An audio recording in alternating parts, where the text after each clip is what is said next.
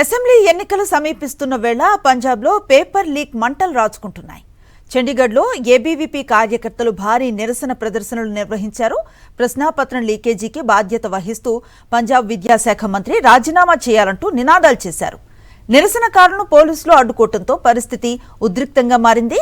July 19న జరిగిన pharmacy officers recruitment exam పేపర్ను hitech మోడ్లో లీక్ చేసినట్లుగా దర్యాప్తులో వెల్లడైంది.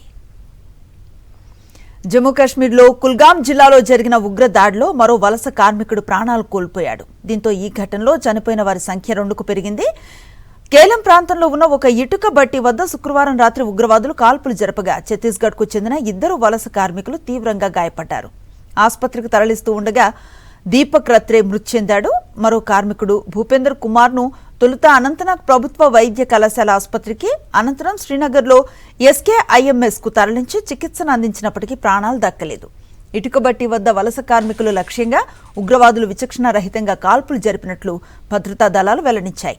ముష్కరుల కోసం విస్తృతంగా గాలింపు చర్యలు చేపడుతున్నాయి. లష్కర్-ఎ-తోయిబా అనుబంధ సంస్థ ది రెసిస్టెన్స్ ఫ్రంట్ ఈ దాడికి బాధ్యతను ప్రకటించుకుంది.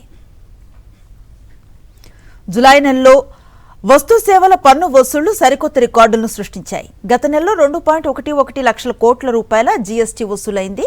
గతేడాది ఇదే నెలతో పోలిస్తే 15.4% వృద్ధి నమోదైనట్లుగా కేంద్ర ఆర్థిక శాఖ వెల్లడించింది. ఈ ఆర్థిక సంవత్సరంలో జీఎస్టీ నెలవారీ వసూళ్లు 2 లక్షల కోట్ల మార్కును దాటడం ఇది రెండోసారి. ఏప్రిల్లో జీఎస్టీ కలెక్షన్లు 2.43 లక్షల కోట్లుగా ఉన్నాయి. మరిన్ని అప్డేట్స్ కోసం ఛానల్ ను సబ్స్క్రైబ్ చేయండి. నోటిఫికేషన్స్ కోసం బెల్ ఐకాన్ పై క్లిక్ చేయండి.